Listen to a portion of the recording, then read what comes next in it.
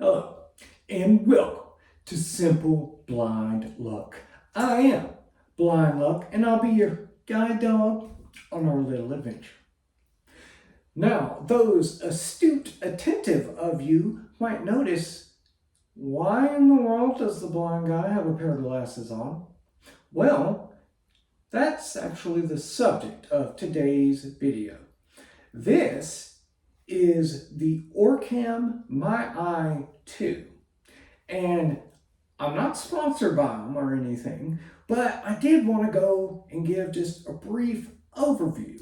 And because I'm not being sponsored by them or anything, I want to give you an honest review of it just to tell you some of the neat features and honestly some of the negative aspects of it. But without further ado, let's get into it. Now, some of you may be wondering, well, what the heck is it?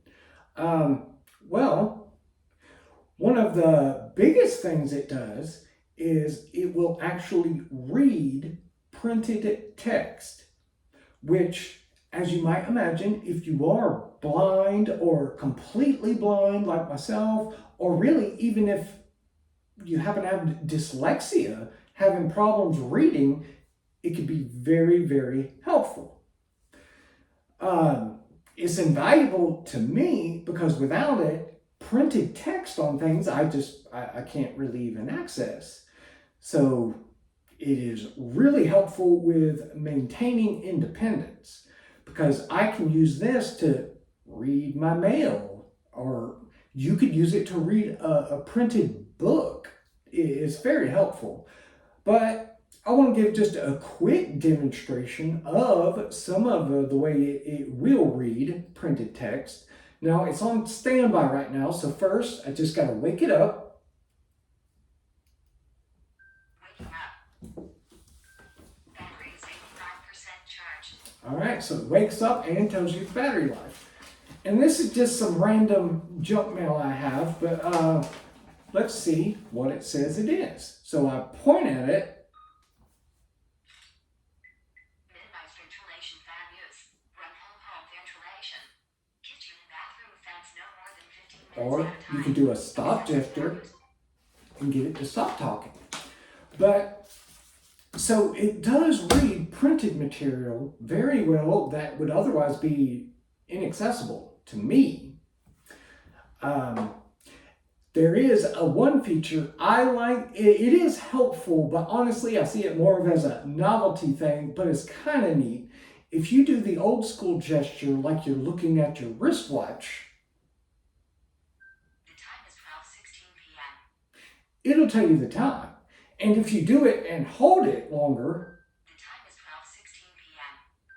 Today is Friday, May 9th, 2025. it also tells you the date. So that's really wild, pretty neat. I will say mine, Suspending. as you heard, will occasionally decide, it's kind of been acting up. So it will occasionally decide to try to do things when I'm not getting it to. All right, well, one of the other really helpful features is it can identify barcodes on products. And this is extremely helpful, say, in the kitchen.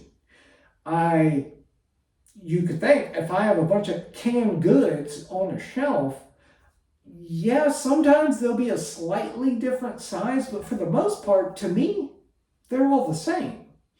This actually can read the code on them, the little UPC code, and identify the product. It already knows the vast majority of products, but if you do come across something and it doesn't recognize it, you can actually program it into so that then the next time you come to that object, it knows exactly what that is. And it's just really helpful for me because obviously knowing the difference between a can of beans or a can of sliced peaches, all that can be pretty impactful. All right, one of the other really neat features it can do is actually identify objects in a room. So it can identify doorways, stairs, it can do tables and chairs, which, yeah, walking around my house, I don't really need because I'm familiar with it. But if you're in an unfamiliar area and you're completely blind, that can really help give you just a slight picture of where things are at. So that is really, really valuable and helpful. Let's see. I also really enjoy the fact that there is an app associated with it. And the app basically allows you to go onto your phone and you can get the device to do nearly everything it can do by touching it, like going through menus and things. You can get it to take a picture remotely with your phone. One of the coolest things is it also can be voice activated. So rather than touching it in order to get it to take a picture, you can use your voice. Now, that feature is actually really, really valuable to me in particular because it has a menu for settings that you have to go into on occasion. And in order to do that, you have to do some really tricky finger gymnastics on the device itself. And given that I have the neuropathy in my right hand, so I don't really have much dexterity in it, it is extremely hard for me to be able to get into that menu. But because it has the voice commands, I can just tell it to go to that menu, which really saves a big headache for myself.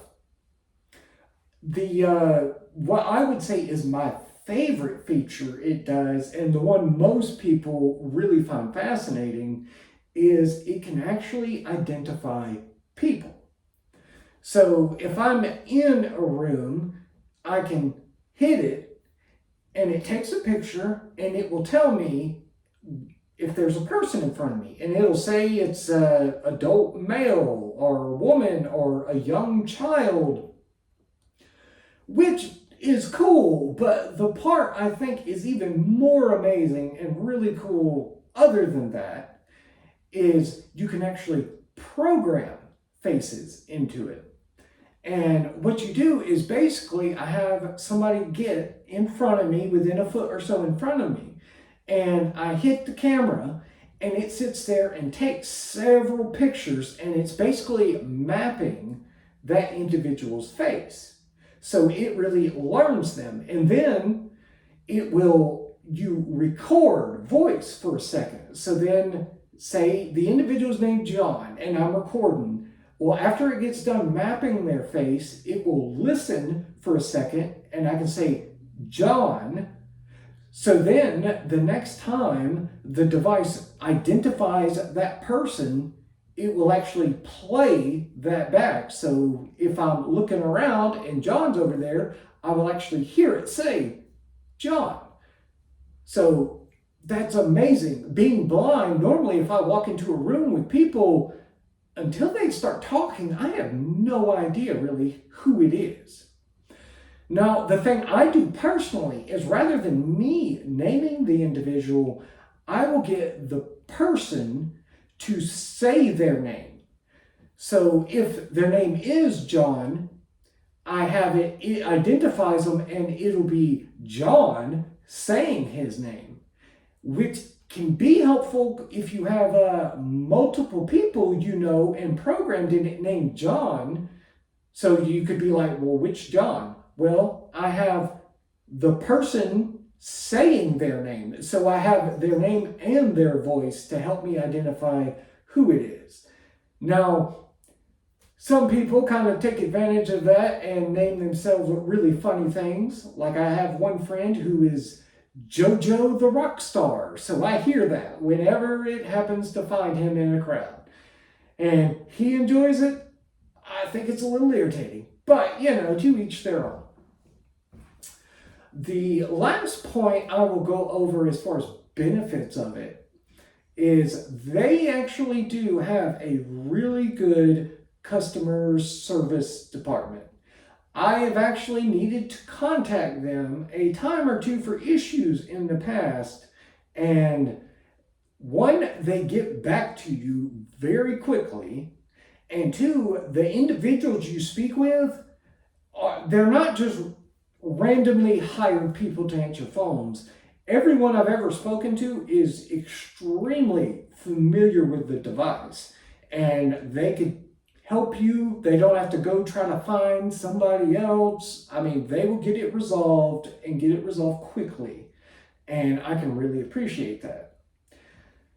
Now, like I said, I am going to be honest. I'm going to go over some of the negatives because I have found some things I do see as negatives with it. The first and the biggest negative I will say is the price. I'm not going to say how much, but it is greatly expensive, like way more. I never would have gotten it if not. I had a large group of friends that got together to get it for me because I think they realized I would never spend the money to get it. I couldn't justify it at all. And so that is a bit of a negative. Now, I will say in their defense, it is some pretty advanced technology, at least when it came out. They have worked and made it very small because for everything it can do to fit on such a small little area is really, really amazing.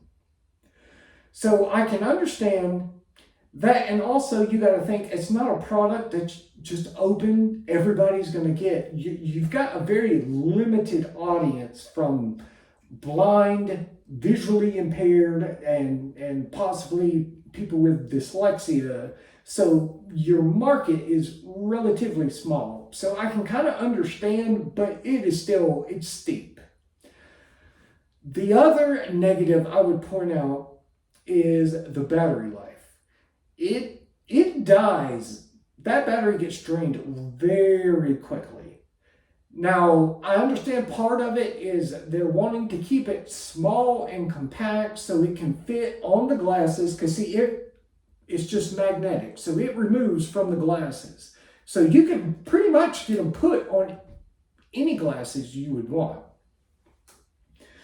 Being that small and compact limits them on just how large the battery can be they put in it.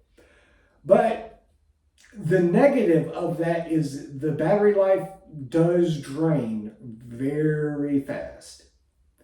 And the last thing I will say as far as a negative, and really this only applies to individuals like myself that might have, say, issues with a hand to where if you don't have good mobility in both hands, a lot of dexterity in both hands, there are menus and options in it that are very hard for you to access. Although, as I mentioned previously, you can also do most commands with your voice. So that's kind of a wash, because if you use the voice commands, it's not really an issue. But that's just kind of a quick overview. This does a lot more things than I mentioned.